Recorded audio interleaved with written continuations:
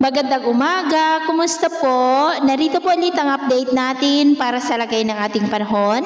Ngayong umaga po ng January 16, 2024 na kung saan sa ngayon ay nananatili po na walang anumang sama ng panahon sa loob at labas ng ating area of responsibility at gaya po ninyong nakikita ay hangin na mula sa northeast o yung tinatawag po natin na northeast monzon o hanging amihan ang umiihip po dito sa ating bansa.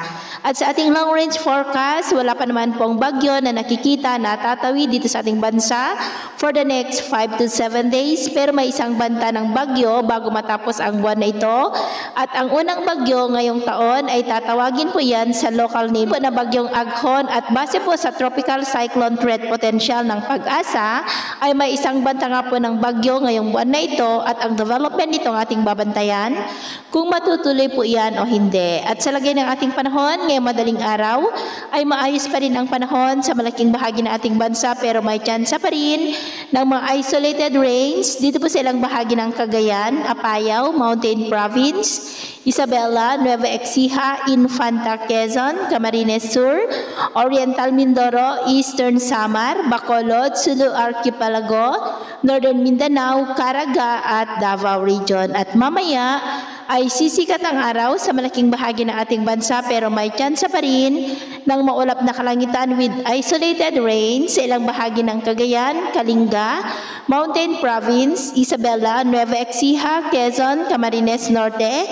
Oriental Mindoro, ilang bahagi ng Samar Provinces, Ormoc, Cadiz at posible rin ang malalakas na ulan sa may Caraga, Davao Region, ilang bahagi ng Northern Mindanao, Misamis Occidental at Sulu Archipelago.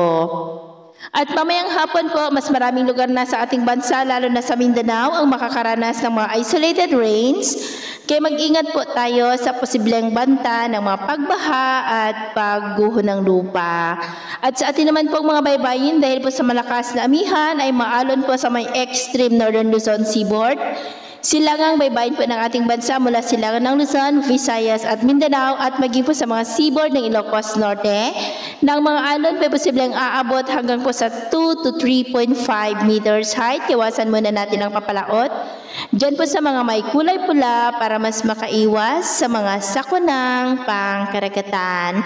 So, yun po ng latest update natin sa araw na ito. Ako po muli si James na nagsasabing, sa kahit na pagsubok po na darating sa ating buhay, huwag po tayong mawawalan ng pag-asa. Thank you and God bless!